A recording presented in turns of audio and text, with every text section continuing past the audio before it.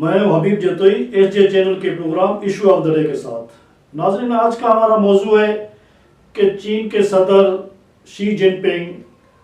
रूस के दौरे पे हैं, 3 दिन के दौरे पे हैं और वहाँ पे जो रूसी सदर हैं पुतिन के साथ उनकी एक 4.5 घंटे की मीटिंग, पहले दिन की मीटिंग हुई है और आज के दिन जब दूसरे दिन हम ये प्रोग्राम कर रहे हैं तो उनकी मीटिंग्स जारी हैं। तो नाज़रीन, हम आज इसका मुख्तसर जायज़ा लेंगे कि चीन के सदर और रूस के सदर के दरमियान ये जो यूक्रेन वार चल रही है, इसके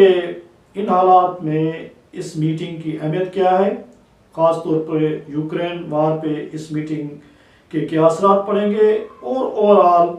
पूरी दुनिया में इस मीटिंग को बहुत ही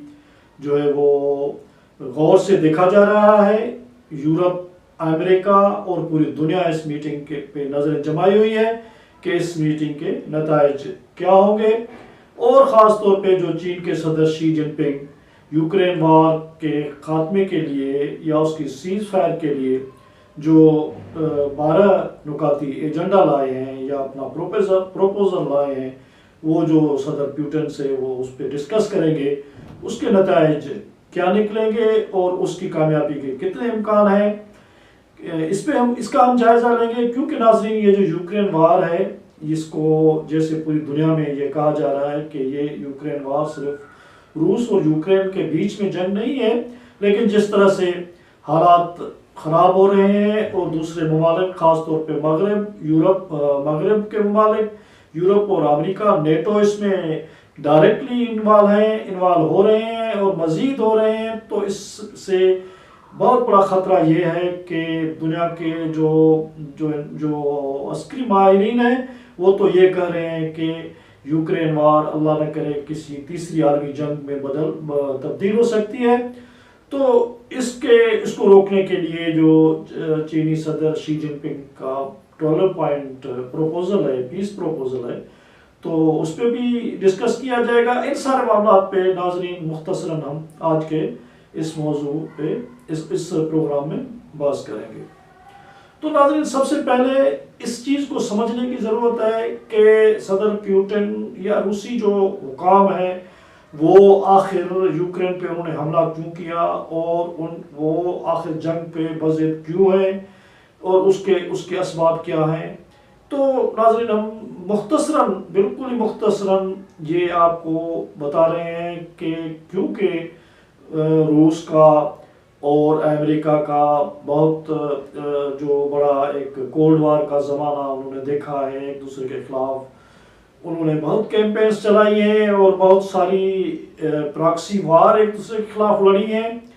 और उसके नतीजे में उसकी बहुत बड़ी तारीख़ है। अब ये मौका उस तारीख़ में जाने का नहीं है, लेकिन एक छोटा सा वाक़या इस सारे मसले को समझने के लिए काफ़ी है। नाज़रीन, जो बहुत बड़े मुआशी माहिरीन हैं उनका कहना है कि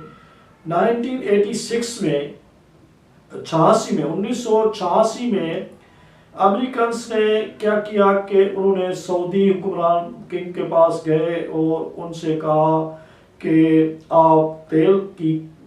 जो पैदावार है, पेट्रोलियम मसनूआत जो हैं उनकी जो पैदावार है इस कदर बढ़ा दें कि वो इतना तेल मार्केट में आ जाए कि तेल की कीमतें गिर जाएं।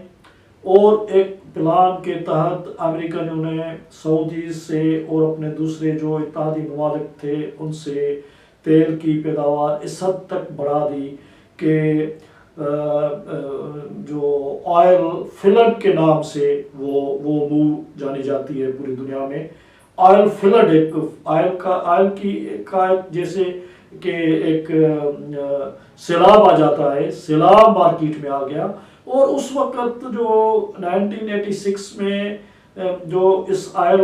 फ्लड से पहले जो फी बैरल कीमत थी तेल की वो $30 थी, लेकिन इस ऑयल फ्लड के बाद तेल की जो कीमत है वो गिरकर $10 हो गई। और उसके पीछे जो मकासद थे, उसके पीछे जो कंस्पिरेसी थी वो ये थी क्योंकि उस वक़्त का सोवियत यूनियन जो अब रूस कहलाता है, उस वक़्त के सोवियत यूनियन की जो इम्पोर्ट की सबसे बड़ी जो प्रोडक्ट थी वो तेल था। तो उसकी कीमत गिरने से सोवियत यूनियन की जो जो जो माली ज़खायर थे वो गिरने लगे और उसकी एक्सपोर्ट जो है वो बिल्कुल ही कम बिल्कुल ही मतलब उनकी कीमतें जो तेल की कम होने से उनकी एक्सपोर्ट से जो आने वाली जो जो जो कमाई थी या आमदनी थी वो गिर गई। तो नाजरीन, कहा जाता है कि सोवियत यूनियन के टूटने के खिलाफ, सोवियत यूनियन को तोड़ने के लिए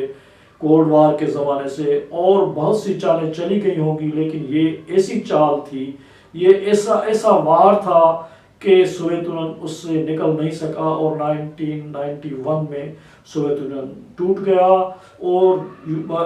ईस्टर्न यूरोप के आजकल के जितने ममालिक हैं वो वारसा पैक्ट से निकल के, सोवियत यूनियन से निकल के अलग इंडिपेंडेंट रियासतें बन गई और रशिया, आज की सूरत जो रशिया की है वो बनी। और उस वक़्त गोरबाचोव से ये वायदा किया गया था, कमिटमेंट की गई थी कि जर्मनी को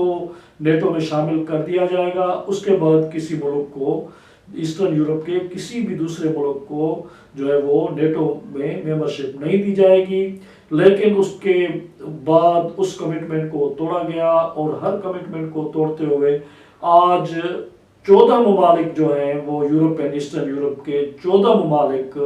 91 सोवियत यूनियन के टूटने के बाद जो है वो नेटो के मेंबर बनाए गए। हालांकि गोरबाचोव ने इनसे कहा था कि अब नेटो को रखने की जरूरत नहीं है। गोरबाचोव उस वक़्त के सोवियत यूनियन के आखिरी जो प्रेसिडेंट थे, तो उसने इनसे कहा था कि अब नेटो की जरूरत नहीं है, तो अब आप नेटो को ख़त्म कर दें, क्योंकि अब तो सोवियत यूनियन नहीं रहा, अब तो कोई जंग नहीं रही। लेकिन नेटो को भी ख़त्म नहीं किया गया। दूसरी गोरबाचोव ने यह भी ऑफर की कि चलो अब रशिया को जो है वो आप नेटो में शामिल कर दें, तो रशिया को भी उस वक्त नेटो में शामिल नहीं किया गया। और उसके बाद जैसे जैसे इन ममालिक को नेटो में शामिल करते गए, ईस्टर्न यूरोप के ममालिक को, क्योंकि ये रशिया के गर्द एक घेरे की सूरत में ये ममालिक हैं, तो रशिया को ये खतरा हुआ कि जिस तरह उसको तोड़ा गया था 1991 में तोड़ा गया था, इसी तरह से फिर उसको तोड़ने की साजिश हो रही है। और उसने ये एक रेड लाइन लगा दी और सबको बता दिया कि अगर जॉर्जिया और यूक्रेन को आप नेटो में शामिल करेंगे तो रशिया उसके खिलाफ जंग करेगा। और जब जॉर्जिया ने ऐलान किया कि वो नेटो में शामिल होगा, तो उस वक्त 2008 में जॉर्जिया पे हमला किया था रूस ने, नाज़रीन आपको पता होगा, और एक बहुत बड़े इलाके को रूस में शामिल कर दिया गया था। और जॉर्जिया ने फिर कमिटमेंट की थी कि वो नेटो का मेंबर नहीं बनेगा, तो उस वक्त सीज फायर हुई थी। और इसी हवाले से 2014 में जब यूक्रेन ने ऐलान किया कि वो नेटो का मेंबर बनेगा, तो रूस ने उस वक्त 2014 में हमला किया और क्रीमिया का जो इलाका है उस पर कब्जा कर लिया। और तो फिर ये मामला वहीं पे रह गया। और जब अब फिर वो प्रोसेस आगे चलने लगा और यूक्रेन ने कहा कि वो नेटो का मेंबर बनने जा रहा है, तो फिर रूस ने हमला कर दिया है। तो ये एक बहुत पुरानी जंग है, एक बहुत बड़ा जो एक मसला है, तारीखी तौर पे तनाज़ा है, बहुत बड़ा तनाज़ा है। उसको उस तनाज़े की शक्ल में देखना होगा, तब बात समझ में आएगी। नाज़रीन, अब के हालात ये हैं कि आपको पता होगा कि जैसा कि ये एक अब खुला राज हो गया है कि जो रूस की गैस लाइन, ब्लैक सी में गैस पाइपलाइन थी, नॉर्ड स्ट्रीम गैस पाइपलाइन, उसको जो धमाके से उड़ाया गया था, तो अब खुद अमेरिका से ये स्टोरीज आ रही हैं कि उसमें CIA का हाथ था और CIA ने उसको उड़ाया, क्योंकि CIA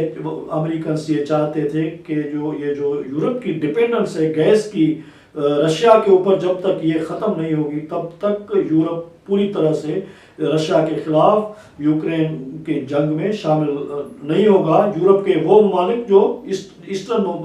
कंट्रीज हैं वो शामिल नहीं होंगे। तो ये अब आपको पता है, हमने अपने पहले व्लॉग में भी ये बात कही है कि अमेरिका के बहुत बड़े जो सहाफ़ी हैं सेमुअल हैरिस, उसने स्टोरी की है और न्यूयॉर्क टाइम्स में स्टोरी छपी है कि इस गैस पाइपलाइन को उड़ाने में CIA का हाथ है। और उसके बाद नाज़रीन आपको पता है कुछ ही दिन पहले रूस के जहाज़ों ने एक अमेरिकन जो MQ-9 रीपर था डोनर, ये क्या कहते हैं उसको, वो गिरा दिया, ड्रोन गिरा दिया, MQ-9 रीपर ड्रोन को गिरा दिया, ब्लैक सी में गिरा दिया। तो अमेरिका ने कहा कि रूसियों ने गिराया है, रूसियों ने कहा कि खुद वो गिर गया है, लेकिन ये एक हकीकत है कि ये रूसियों का ही काम है, क्योंकि उनको जब ये कंफर्म हो गया कि CIA ने उनकी गैस पाइपलाइन उड़ा दी है तो फिर उसका उनको जवाब देना उनके लिए लाजिम बन गया था, क्योंकि रशिया किसी भी कीमत पे ये तासुब देना नहीं चाहता कि अगर उनके इंटरेस्ट के खिलाफ अमेरिकन्स या यूरोपियंस या कोई भी जाएगा तो रशिया किसी भी हद तक जा सकता है। और आज कल की खबर है, जब हम ये प्रोग्राम कर रहे हैं कि कल की खबर है कि रूसी जहाज़ों ने Su-32 जो उसके मिग हैं, फाइटर्स हैं, उन्होंने अमेरिकी जहाज़ों को ब्लैक सी में काउंटर किया है और उनका घेराव किया, उनको घेर लिया, क्योंकि वो उनका कहना था कि ये जहाज़ जो हैं वो कर रहे हैं क्रीमिया में जंग चल रही है उसकी इंटेलिजेंस कर रहे हैं। तो बहरहाल एक सूरत इतनी ख़राब हो गई है कि अब ईस्टर्न यूरोप के मुल्कों ने तो कुछ एक दो पोलैंड और दूसरे मुल्कों ने अब ये कहना शुरू कर दिया है कि यूक्रेन की फ़ौज रूसी फ़ौज का मुकाबला अगर नहीं कर सकेगी तो यूरोप के ममालिक को जो है वो फ़ौज देनी पड़ेगी, अपनी फ़ौज देनी पड़ेगी। तो इन हालात में जंग जब बढ़ रही है, आगे जा रही है, तो उस वक्त शी जिनपिंग जो है वो मौजूद हैं इसमें, रूस में मौजूद हैं और एक बहुत बड़ी मीटिंग चल रही है, पूरी दुनिया की नज़रें उसमें हैं, क्योंकि रूसियों को अब रूस और चीन को ये बात अच्छी तरह समझ आ गई है कि अगर उनको सर्वाइवल की जंग लड़नी है तो उन दोनों मिल के नेटो का मुकाबला करेंगे और नेटो के इत्तेहादी जो ममालिक हैं उनका मुकाबला करेंगे तो वो सर्वाइव कर सकेंगे। इसी वजह से क्योंकि चाहे ताइवान के मामले में भी अमेरिकन ने जो कुछ किया है, या दुनिया के दूसरे ममालिक में जो अमेरिका चीन के खिलाफ उसने बाज़ खोल दिया है, तो उससे चीनी भी इस हद तक आ गए हैं कि जो रूस के साथ उनके हिस्टोरिकली डिफरेंसेस हैं उनको पश्ते पुश डाल के चीन ने अपने लिए एक बहुत बड़ी इसमें अपॉर्चुनिटी को ढूंढने की कोशिश की है कि या तो इस जंग में वो मेडिएटर बन जाए, सुलह कराने की कोशिश करे और सुलह करा दे। अब देखते हैं कि उनके 12 जो पॉइंट्स हैं वो क्या हैं। रशिया के सदर पुतिन ने कहा है कि वो अब उसको बहुत ही एक सिंपैथिक तरीके से देख रहे हैं और चीन हमारा दोस्त है, और उसने कहा है कि शी जिनपिंग मेरा दोस्त है, पर्सनली दोस्त है, तो उसका प्रोपोजल है मैं उसको अच्छी तरह से मैं जांच परख रहा हूँ, देख रहा हूँ। लेकिन दूसरी तरफ से अमेरिका की तरफ से और यूक्रेन की तरफ से उस प्रोपोजल को हमको रद्द कर दिया गया है, और ये बहुत कम चांसेस हैं कि किसी भी ऐसे प्रोपोजल को जो चाइना की तरफ से आए उस प्रोपोजल को यूक्रेन और जो नेटो है और अमेरिका है वो कबूल कर ले, क्योंकि उनकी हिकमत अमली है, नेटो और अमेरिका की हिकमत अमली ये है कि रूस को यहाँ पे बहुत बड़ी शिकस्त का सामना करना पड़े, क्योंकि रूस अगर बहुत बड़ी शिकस्त खा जाता है तो चाइना फिर उनके लिए अकेला बन जाएगा और फिर वो उसका घेराव करेंगे ताइवान में या किसी और जगह पे। तो नाज़रीन एक बहुत बड़ी इसी सूरत में आप देखें कि अमेरिकी इत्तेहादी जो जापान है उसके वजीर आज़म इंडिया में थे और इंडिया से वो डायरेक्ट सीधा केफ चले गए, यूक्रेन के कैपिटल चले गए हैं, उनको यूक्रेन के साथ सिंपैथी का इजहार करने के लिए गए हैं। तो दोनों तरफ से एक बहुत बड़ा जो जंगी माहौल है उसको बनाया जा रहा है, और दुनिया जो है एक तीसरी जंग की तरफ, अल्लाह न करे लेकिन कहने वाले ये कह रहे हैं कि तीसरी आलमी जंग की तरफ बढ़ रही है, और ह्यूमैनिटी को, इंसान ज़ात को ख़तरा है। ये जो जंग के सौदागर हैं, ये जो जंग के व्यापारी हैं, ये जंग बेचते हैं, जंग खाते हैं, जंग पीते हैं और सारी दुनिया के लोगों को, बेगुनाह लोगों को जंगों में और बम्बारियों में मारते हैं और उस पे अपना अपने अपने जो है वो मफादात बनाते हैं, अपने मुल्कों को और अपने तबकों को बनाते हैं और अपने कैश जो उनके इंटरेस्ट हैं, जो मुनाफा है, हाँ, जंग को बेच के, हथियार बेच के जो है वो अपना मुनाफा कमाते हैं, उनका व्यापार चल रहा है। नाज़रीन, देखते हैं कि इस सारी जंग में अब क्या होता है, जीतता कौन है, इंसानियत जीतती है या जंग के व्यापारी जीतते हैं। अब ये देखने की बात है। तो हम इसी जो सूरत हाल है, इस मीटिंग जो चल रही है, इसके जो बाकी नतायज आने वाले हैं, तो इस पे हम तवातर से आपको आगाह करते रहेंगे। इसी के साथ आपसे इजाज़त लेंगे और हमेशा की तरह आपको अर्ज करेंगे कि हमारे चैनल को आप सब्सक्राइब करें, कमेंट्स करें, लाइक करें और शेयर करें कि जैसे हम अपने आवाज़ को ताकतवर बना सकें। Thank you very much. अल्लाह हाफिज़।